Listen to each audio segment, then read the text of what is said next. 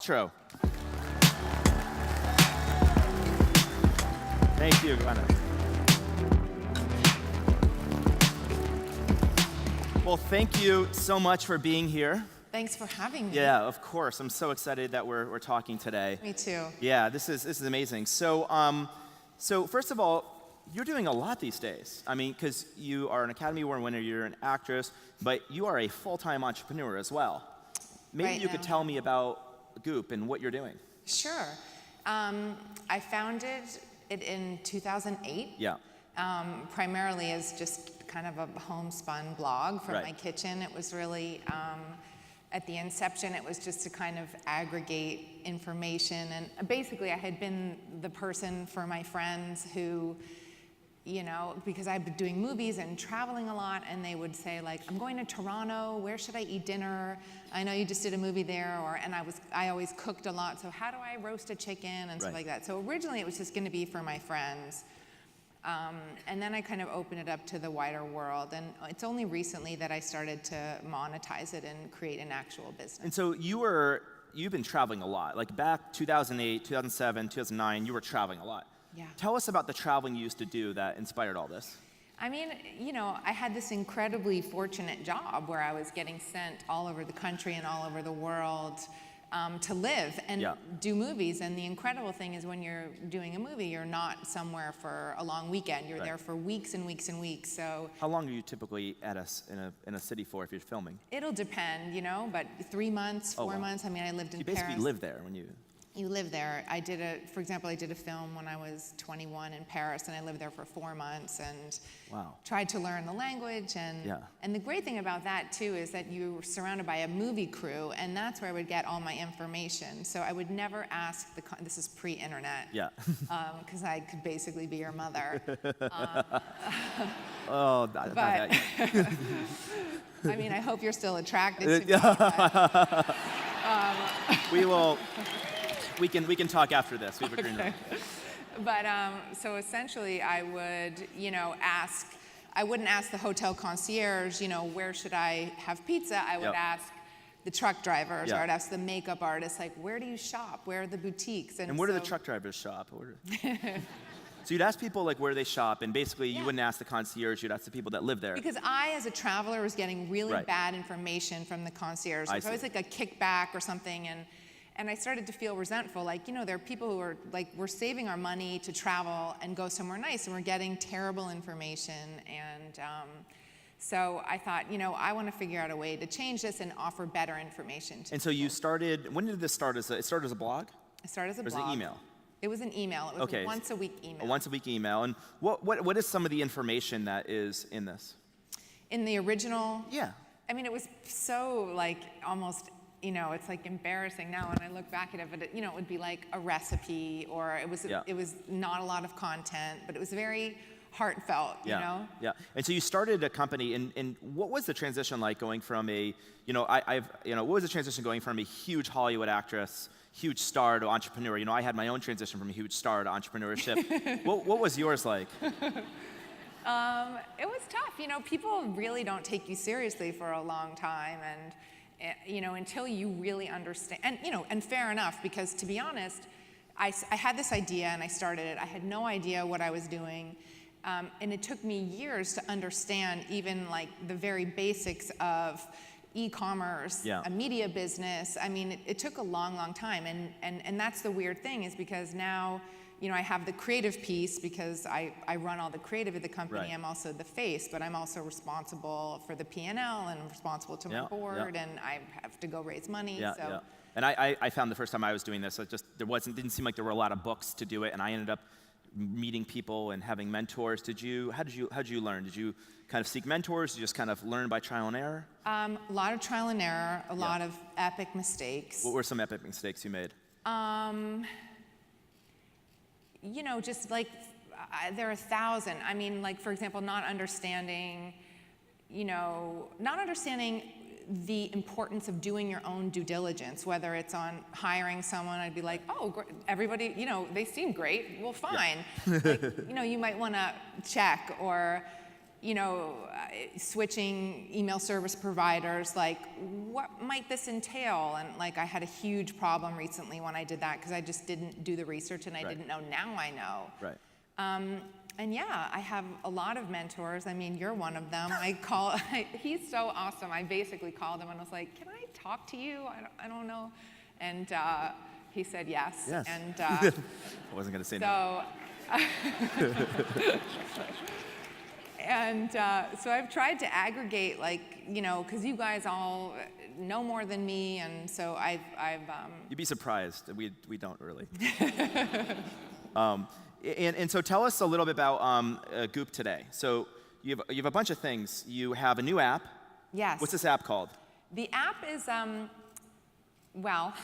just rebranded the app. Basically what happened was we had this travel app that was one of the first things I did. It was a Goop City guide, amazing content, no CMS whatsoever. So I had to manually change something in an Excel spreadsheet, send it to Poland, pray the developer would remove something that had closed 6 weeks ago. It was very early that I rebuilt it. Yep. And because the travel content is our most unisex content, men love it and use it all the time, I kind of wanted it to, have its own brand. So it launched yesterday. It's called G-Spotting. And and it's fucking amazing. Tell me about G-Spotting. So how can people find that? No, that's not. So that's a bad way to. I didn't mean it that way. How do people discover the app? Where do they? I don't know how to say this. Where is the app? How do they search for the app? We really are going to need some private time after I know.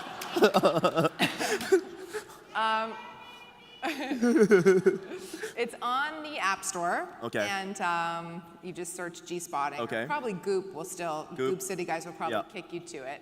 And we just, we are obsessed with travel and providing the best information. Right. So whether it's the best pizza or falafel or, 8-course dinner or, a cool hotel or whatever. So we obsessively research. We try personally as much as we can, the team. And so maybe bring to life one of the trips or cities or something in the app that you're really excited about. Is there a itinerary you're really excited about? One of the things we've done, which I think, there's a geolocation feature, and then it's by neighborhood, but, something that I also really love that we did is we sort of categorized it, because my mom, for example, when she asks me, where should I go when I'm, is much different than my millennial friends. Right. So we kind of did them. Am I a millennial friend? Yes. Okay.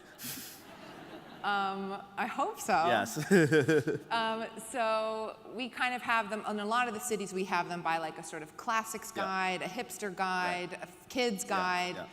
So we make it really easy and we categorize the content in a really digestible way. Right. And so you have, what are some of the cities you have these in?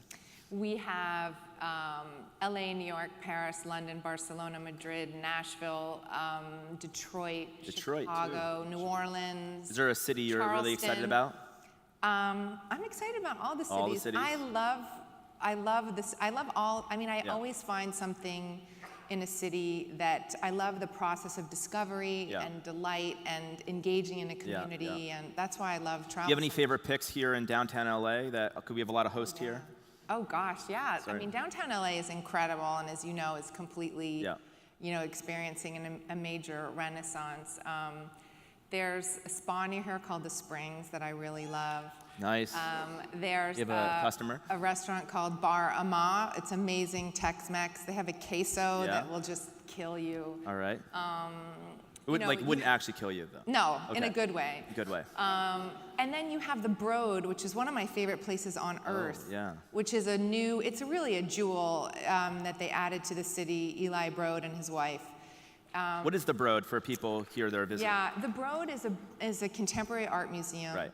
And essentially, this couple, the Broads, they built it, and it's from an architectural standpoint, it's amazing. Right.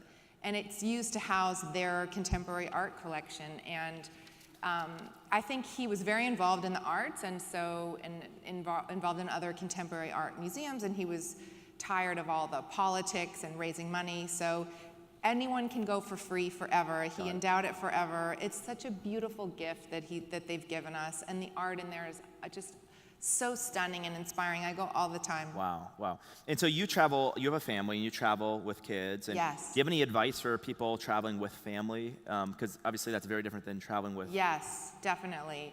Xanax, alcohol. No, my kids actually, they're great travelers. They've been on a plane, since they were tiny, and they love to travel. I love taking them with me because I love seeing things through their eyes. Right. And even if it's, if we're going to New York City where I grew up and I've been a million times, they'll see things and discover things, and then it's just so lovely to, be with a 10 and a 12-year-old who are aware and really tuned in and excited about food and, paintings and neat things in parks, and I just have such a good time with them. Is there a place you want to travel to you haven't been to before, like a specific place you have in mind? Yeah, I mean, we lived in London for a long time, and so it's such an incredible place to live, just intrinsically, but also because you're so close to the rest of the world. So we went, we've been to the Middle East and Sri Lanka and India and Asia, but there are a lot of, I've never been to Vietnam or Laos or Cambodia, Bhutan. I would love to explore that area. So are you now spending...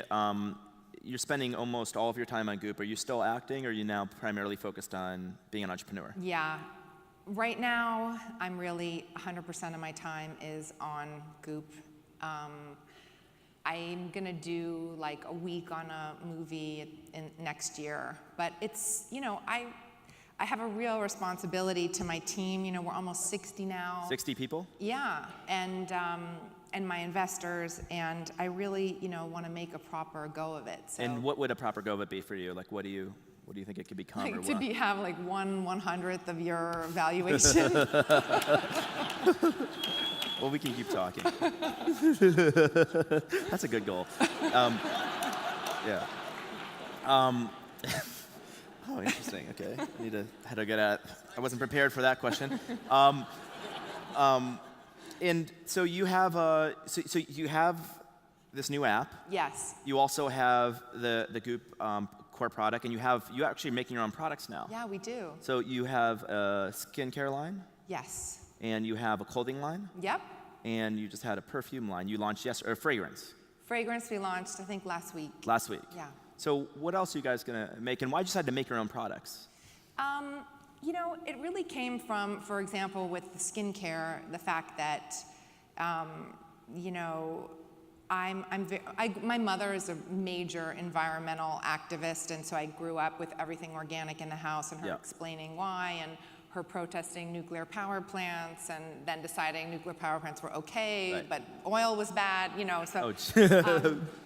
And she was very focused on health, and I think that was sort of how I caught the bug. And then when my father was diagnosed with cancer when I was about 25, and I got obsessed with learning about, environmental toxins and why so many people in our generation now are getting cancer, and like 1 in 2 men, and then the more research that I did about personal care products and home products and pesticides and all of that, the more I saw the link to cancer and other problems, health problems that we're having.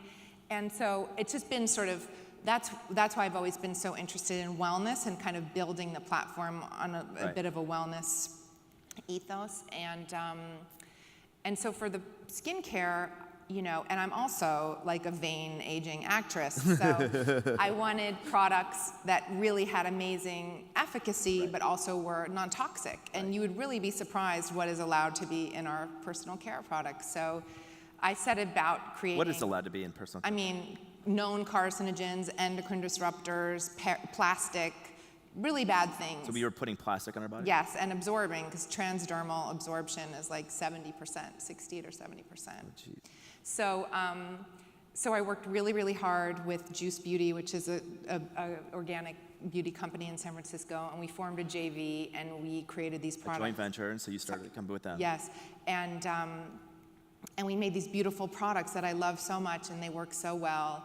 And then they really resonated with people. And, you know, on the business side, obviously the margins are better when you're making something yourself. Right. And, but our margins aren't crazy because we want to deliver. Like, I was also interested in, is there a way to take the direct-to-consumer model, which is, you know, usually very mass, and make it slightly more aspirational, but sort of make it attainable? And so we started with skincare, and I'm so proud of it, and it's such a great product. And then it was sort of the same with. Is it one product or a line of products? There's 6 products. 6 products. We started with, yeah. So now we're and in the fashion, it's sort of the same thing. Like, is it possible to have something really beautifully made in Italy and tailored beautifully that's not, you know, a $2,800 blazer or something really. You want to bring like the kind of couture style, like the handmade, to people that, you know, weren't, you know, and not at not complete luxury prices. Right. And so, you know, so that's kind of the idea as we go forward. And so what's next? What's next from a product perspective? You're going to keep adding more product lines? Yeah. So we really now we're hard at work on wellness and. So what are some things in wellness other than skincare? I can't tell you. Oh, okay. All right. We'll have to have you back to learn more about that. And about travel, your G-Spotting is going to be like the kind of place. What's next for that app? You know, I would love to integrate some kind of social component so that, because there's so many people who really want to make every choice count when they travel, and they have amazing taste, and I would love to have their voices incorporated too. So I would love to add that layer. So has anything surprised you about being an entrepreneur? Like before you came in, you decided to throw yourself all in. Anything surprised you about this experience? I mean, so many things surprised me. I had no idea what I was getting into. I had no idea how much I didn't know and how much there was to learn. I had no idea how much, like, I was in a career where everyone kissed my ass, and now people are like, fuck you, like, what's the bottom line? You know? Like, oh. You know, now I'm like on JetBlue. I'm like, what the fuck did I do here? But honestly, I've never felt so professionally fulfilled in my life, and it's such a grind and it's such hard work, but it's so amazing to be building something that you believe in and making product that you love and putting it into the world and getting feedback, positive and negative, and sorting through it. I much prefer it, and even though no one kisses my ass anymore. And is any big lessons you've learned, or any piece of advice you give to somebody who wants to do what you've done and start a company? First of all, I think it's such an exciting time to be an American, because we are at this amazing inflection point and everything is kind of up in the air, and it's such an amazing time for entrepreneurship, and I think it's kind of going to be up to us in the next 50 years to create our own jobs, and that's why I love that entrepreneurial spirit that you see so much. That's so intrinsic to who we are as Americans, and other countries too, of course. But you know, for me, I took a crazy risk. You know, I really did have a perfectly good day job, and it was really going well. It was going great. Were you nervous? Like, were you really like scared to jump in, or what were you feeling? Like, I was scared, but I had self-belief, and that's what I think. You know, ultimately, because people knock you down all the time, and they poke holes, and they don't like this about your business model, and they don't believe in you, and you know, you just have to keep getting back up and getting back up and getting back up. And I think what got me through was this: I've never let go of my vision. It's like I just see a bullseye, and it might be really, really far away, but I'm like going straight for it and doing the best I can. But in the meantime, you know, I'm building a really interesting business. And so you spoke for a moment about an inflection point we're at as a country. How would you describe in your mind what that inflection point is?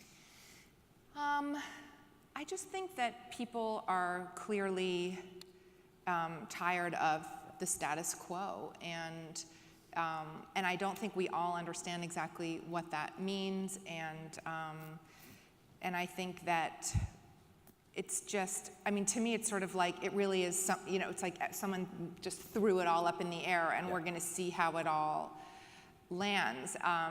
So I think, it's very important for me personally, now more than ever, to create community and to remember the humanity in everybody, and to create love, forgiveness, and understanding, and also, to understand that we are thinking in such different ways. And that was the most amazing thing to me about this election, is that I felt like, wow, I don't understand the opposition well enough at all. And I'm not going to tell you what side I'm on.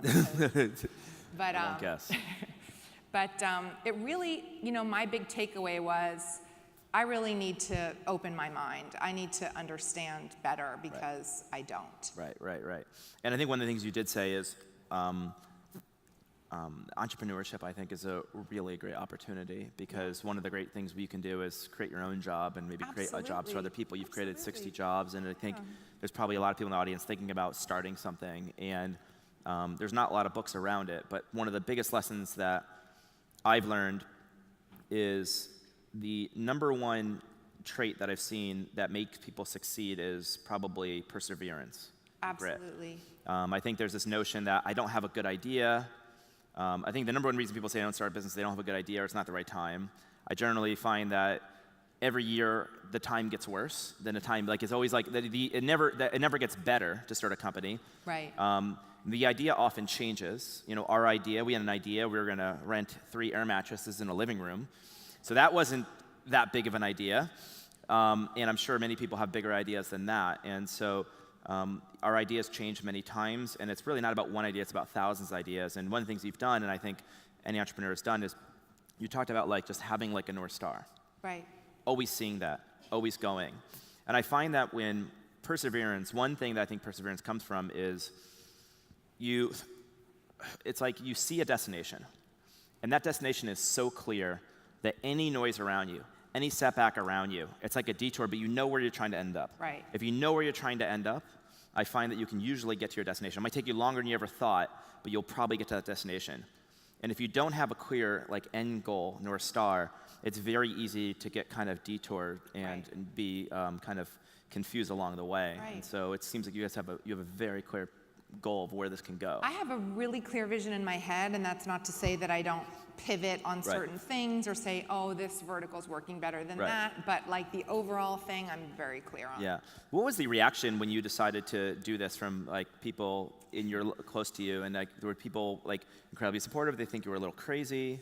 I think people were pretty perplexed. Yeah.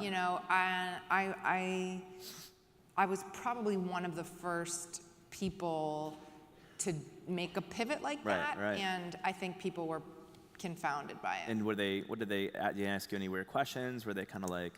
I think it was just a general. Like, what is going on? Yeah. When Joni and I started Airbnb, I remember my mom. I think she's in the audience somewhere. Oh, there she is. Oh, and so, hi. How are you? So my situation was like, we started this company together, but my parents were social workers growing up. My mom told me, like, I chose a job for the love. I didn't make a lot of money, so you should choose a job to make a lot of money. And so one day I told her I want to be an artist, and she said, well, you chose the one job that will succeed in paying less than a social worker. You'll get paid nothing. Congratulations. And she said, if you do go to art school, promise me you get a job of health insurance. So I actually moved out after college to here in LA. I got a job of health insurance. I had it for like a year and a half. Then I quit that job. I came one day, and we talked at the starting of Airbnb. I came, and Joe said, Brian, let's start a company. I come to San Francisco. I didn't have any money, or I had only $1,000 at the bank. We had this design conference come to San Francisco. All the hotels are sold out. And then we had this idea, let's just inflate some airbeds and create an airbed and breakfast. Well, when I told my mom about that, she said, well, I guess you don't have that job of health insurance anymore, do you? And I said, no, because I'm an entrepreneur. And she said, actually, you're unemployed. And I said, no, I'm an entrepreneur. And that was the moment I realized that it's hard to be an entrepreneur. It's lonely. And now she says, I have $1 billion vagina. She's not shy anymore. Jesus Christ. Yeah. Oh, geez. I need a moment. I need a drink. It's not water. Yeah. Yeah. I think I've run out of questions. Okay. So how are you doing? Anything else? So you have any trips coming up? I gotta see where I can take this. No, I don't think I have any trip. No, not really. What are you doing for the holidays?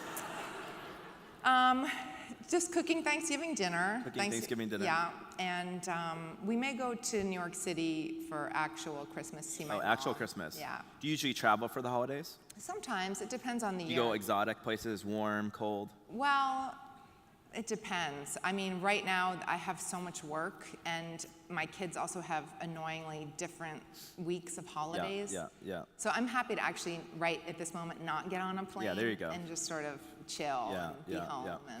And so your company is based here in LA? Yep. And so do you have a distributed team, or are they all in one office here? We are semi-distributed because we have a little satellite office in New York, but we're mostly here all together. And in how one do you building. spend your time, like, at the company? Like, for me, I spend a lot of time on, like, the product design and, like, the culture, some of the brand. Yeah. Like, what areas do you kind of gravitate towards? I'm sort of a generalist in that I run things. I do think culture is incredibly important, and so I spend a lot of time thinking about that and creating product, and then, as I said, like the business directionally and the nuts and bolts of it. Yeah. And it's, we're a media business, we're a product business. Right. And I have an amazing team, these incredible women, mostly women, who inspire me wonderful. so much. It's so cool. They're so amazing. So you're not doing a lot of traveling, but you have traveled and used Airbnb a couple times. Yes. What was that experience and like? I love Airbnb. And where'd you use it? I've used it a few places, Mexico and France. France. And I love it. I think, and it's funny too because I thought Airbnb was air mattresses on the floor. Like Yeah, and you're like, I'm not sleeping on an air mattress. Right. And then I went to my first Airbnb and I was like, oh, damn. This is a really nice house. A nice airbed.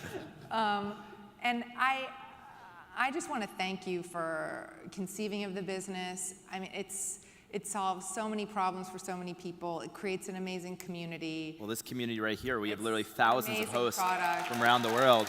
So great.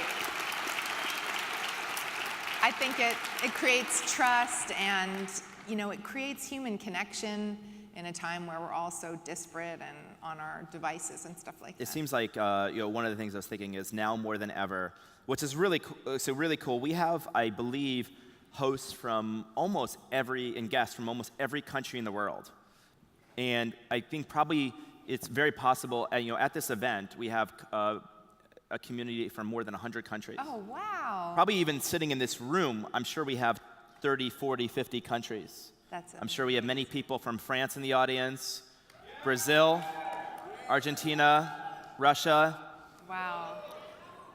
Romania, Germany, Thailand. Poland. Where?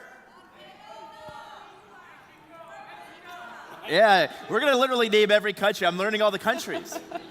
And, on our peak night this past August, we had 1.8 million people staying in an Airbnb on that single night. Wow. And those people came from nearly 150 countries around the world in a single night living together. And I do think the thing I think about this inflection point is there is a movement around the world of people putting up walls, a little more nativist movement, but I think that's a very temporary thing. I think that Victor Hugo had a famous quote. He said, "All the forces in the world can't stop an idea whose time has come." And I think for our host community, what they do, opening their homes, there's nothing that can stop it.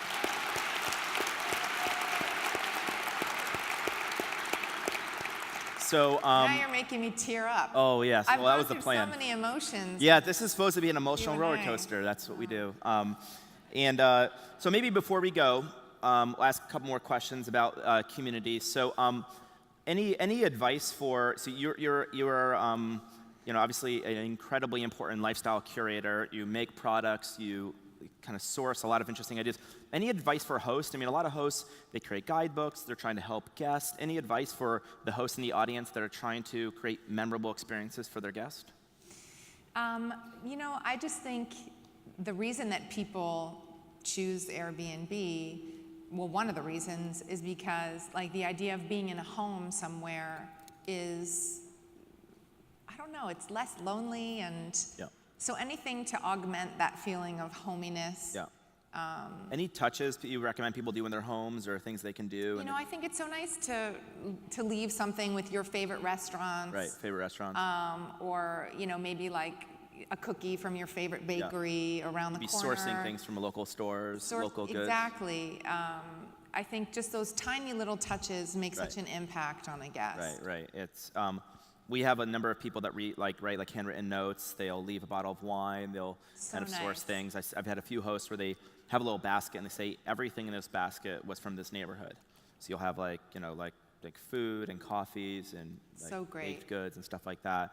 So I think one of the things that I wanted to make sure we do before we go is to just, now that we're in front of this audience, is to thank everyone in this community, because I said, one of our values is to be a host, and what we mean when we say to be a host is to care for another person. And I think that that's what everyone in this audience does. They've come from around the world, and one of the things that's really amazing is that when you meet hosts, if you're in a room of hosts, you end up being in like one of the kindest rooms you could ever imagine yourself in. The people are so welcoming. So I'd like to thank all of you for attending today. So great. It's really amazing. And Gwyneth, you've been a total inspiration for a lot of people.